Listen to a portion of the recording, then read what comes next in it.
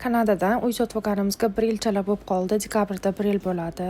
Uyimizni har xil tarafini уже remont qilib boshladik. 1 yildan beri hovlini, ichkarilarni remont qildik va nihoyat meni oshxonamni remont qilishga vaqt keldi. Judayam xursandman, chunki men sariq, mana shunaqa oshxonani yoqtirmayman. Yorug' bo'lsa dedimda, zo'r qilib remont qilishni xohladim. Jaredni majburlab iltimos qilib Ton.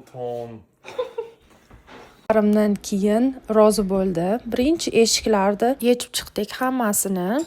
Yangi kuxnya olsangiz bo'lmaydimi? Buni o'rniga buzib tashab, yangi kuxnya olsa ham bo'ladi-ku degan savol kelishi mumkin. Yangi kuxnyalar где-то $2000 turishi mumkin. Bu kuxnya esa haqiqiy yog'och bo'lganligi uchun juda ham zo'r. Bu kuxnyani soстоянияsi zo'r bo'lganligi uchun ustini prosta bo'yaymiz.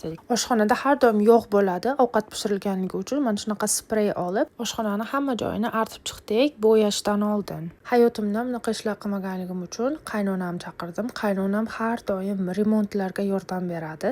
O'zlarining uyini remont qilganda hamma narsasini yordam bergan. Bo'yagan, kraska qilgan, hamma ishni qiladi. Oshxonani hamma joyini 2 martalab artib chiqdik. Ustidan yana 1 marta artib chiqdik. Umuman yog' qolmasligi uchun. Eshiklarni ushlagichini yechib chiqdik, chunki yangisini sotib olamiz, yangisini qo'yamiz, chunki bular juda eski ekan. Oshxonadagi narsalar hammasi zalda turuvdi, shunaqa besporядок bo'lib. See, it's very sharp. So you might be better off just holding like this. Protsessda yana ozgina tortishib qoldik, lekin hech qisi yo'q, chunki aytishadi-ku, sizga to'g'ri keladigan odamni topish uchun birga remont qilib ko'ring deyishadi-ku.